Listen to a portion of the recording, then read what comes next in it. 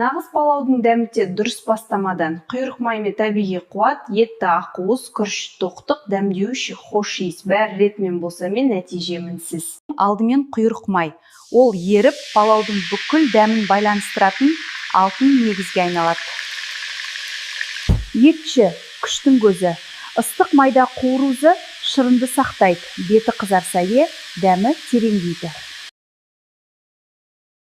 Пияз табиғи тәттілік. Ол еттің дәмін ашып, палауға жұмсақ хош иіс береді.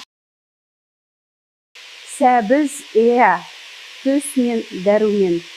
Дәл осы сәт палаудың ең әдемі қабаты. Зиразіне ас қортуға, барбарисіне жеңіл қышқыл дәмге, мейізіне нәзік тәттілікке, ноқат е тоқтыққа. Бұл же палаудың жүрегі. Осыдан кейін палау негізі қалыптасады.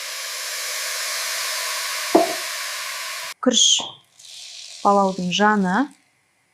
Жуылған күріш бөлек-бөлек піседі, сонда палау үгітіледі. Жұмыртқа. Ақуыз бен нәзік дәм.